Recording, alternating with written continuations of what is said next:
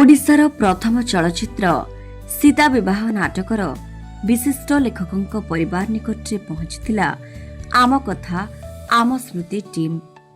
अतीतर स्मृति को पुनर्जीवित करी से बरपुत्र को श्रद्धांजलि देवाई यह आम कथा आम स्मृति टीम रो एक क्षुद्र प्रयास।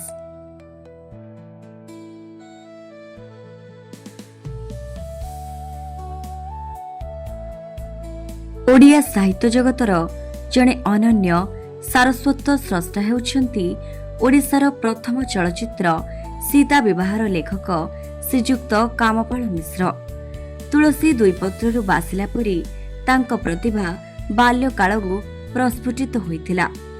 1875 मसीहा अगस्ट मास 7 तारिख रे पुण्यतीर्थ जाजपुर सपनपुर ग्रामर विद्याबागीश परिवार रे से जन्मग्रहण करथिले। छात्रावस्था से दुईटी खंडकाव्य रचना करथिले। जो समय रे ओडिया साहित्य अत्यंत विपर्यस्त अवस्था थिला से भली समय रे ओडिया साहित्य को रुद्धिमंत करबा पई से अंटा भिड़िथिले। अनाथी मो ना सरोज मिश्र। तांकर ओडिया साहित्य प्रति बहुत अवदान अछि। ओडिया साहित्य को यदि ऊपर को न होबे तांकर बहुत ये तांको ये वंश जन्म थरो मु निज बहुत धन्य मन करछि। वे इच्छा करना सी लिखिथिले आपण किछि लिखिबे मन तो इच्छा अछि देखे भगवान को दया। केवल नाटक नुहे से अनेक काव्य और कविता रचना करिसेंती। तांकर एकमात्र प्रबंध शिक्षा और समालोचना उत्कल साहित्य पत्रिका रे आत्मप्रकाश करिबा परे बुद्धिजीवी महल रे खूब आलोड़न सृष्टि करिथिला। विधवा विवाह को केंद्र करी से अंबिका नाम एक क्षुद्र गल्प रचना करथिले। एथिरु समाज संस्कार प्रति तांको दायित्व स्पष्ट भावरे जणा पड़े। तांकर अणनाचनी बो हेबे मु एबे तो अल्प दिन हला बाहाई के आसी। मो ना होची झरणा मिश्र।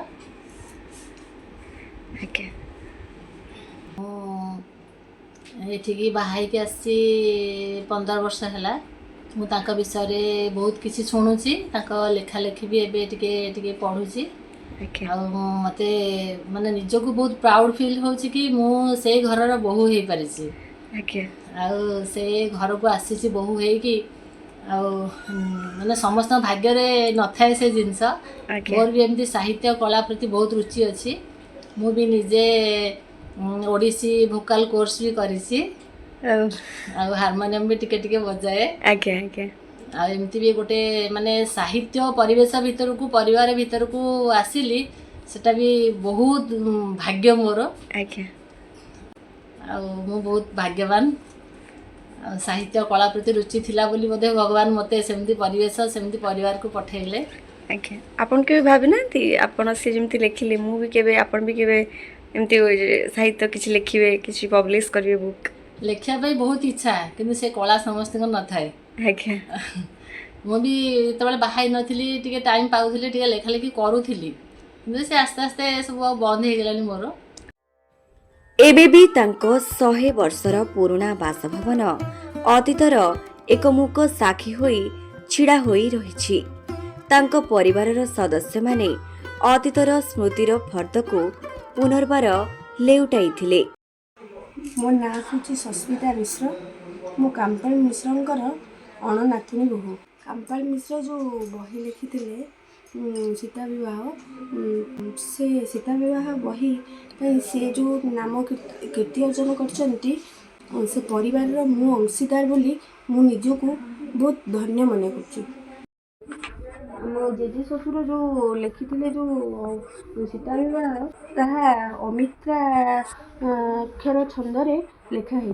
साहित्य लेखा एते उच्च कोटर जे पढ़ी के बुझीबा बहुत कष्ट हेले भी मु ताको बुझीबा को बहुत माने चेष्टा करूची एवं मु आनी की तांकर गोटे दिटा बही भी पढ़ी सारिलिनी। समय बहुत अभाव अछि किंतु हेले भी सुधा समय बाहर करी कि मु तांको बही के बुझी आग्रहर सहित।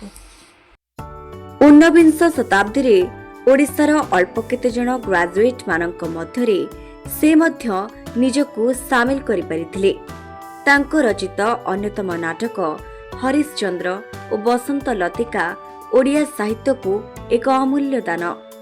ଅମିତ୍ରାକ୍ଷର ଛନ୍ଦ ସଂଯୋଜନାରେ କୃତିତ୍ୱ ଓ ଗୀତି କବିତା ରଚନାରେ କବିଙ୍କ ଶକ୍ତିମତା ତାଙ୍କ ରଚନାର ବୈଶିଷ୍ଟ୍ୟ। ଏଭଳି ଏକ ଉଜ୍ଜଳ ତାରକାଙ୍କ ପାଇଁ ଖାଲି ଯାଜପୁର ଜିଲ୍ଲା ନୁହେଁ, ସମଗ୍ର ଓଡ଼ିଶା ଗର୍ବ କରେ। ସେହି ବରପୁତ୍ରଙ୍କ ପାଦପଦ୍ମରେ ଶତକୋଟି ପ୍ରଣାମ ଓ ଶ୍ରଦ୍ଧାଞ୍ଜଳି ଜ୍ଞାପନ କରୁଛି ଆମ କଥା ଆମ ସ୍ମୃତି ଟିମ୍। ଦେଖୁଛନ୍ତି ଇଏ କାମ୍ପାଳ ମିଶ୍ରଙ୍କର ଘର। ମୁଁ ହେଉଛି ତାଙ୍କର ନାତୁଣୀ ବୋହୂ ହରପ୍ରିୟା ମିଶ୍ର। ଆଉ ସିଏ ବହୁତ ସାହିତ୍ୟ କ୍ଷେତ୍ରରେ ବହୁତ ଉନ୍ନତି କରିଛନ୍ତି ଏବଂ ଅଳ୍ପ ବୟସରେ ସେ ବହୁତ ସାହିତ୍ୟ କ୍ଷେତ୍ରରେ ଉନ୍ନତି କରିଛନ୍ତି। ସେଥିପାଇଁ ଆମେ ବି ବହୁତ ଗୌରବ ଅନୁଭବ କରୁ। ଯେତେବେଳେ ପରୀକ୍ଷା ଆସୁଛି ପ୍ରଥମେ ତାଙ୍କରି ଇଏ ପଢ଼ୁଛି କିଏ ଲେଖିଥିଲେ ସୀତା ବିବାହ କିଏ ଲେଖିଥିଲେ।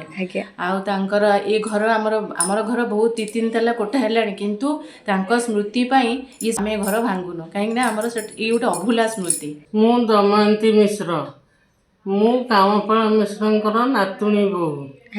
ଓଡ଼ିଆ ସାହିତ୍ୟରେ ତାଙ୍କର ବହୁତ ଅବଦାନ ଅଛି। ତାଙ୍କର ନାଟକ ସୀତା ବିବାହ ମୁଁ 2 ଥର ପଢ଼ିଛି। ମୋର ବି ବହୁତ ସାହିତ୍ୟ ପ୍ରତି ମୋର ଆଗ୍ରହ, ମୁଁ ବହୁତ ପଢ଼ାପଢ଼ି କରେ।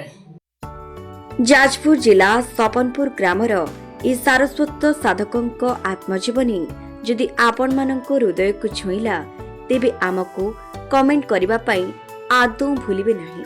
ଆଉ ହଁ, ଆପଣମାନଙ୍କ ଲାଇକ୍, କମେଣ୍ଟ ଓ ସବସ୍କ୍ରାଇବ୍ ଆମକୁ ପାଦେ ବଢ଼ିବାର ଆଉ ଏକ ଖୋରାକ ଯୋଗାଇଦେବ।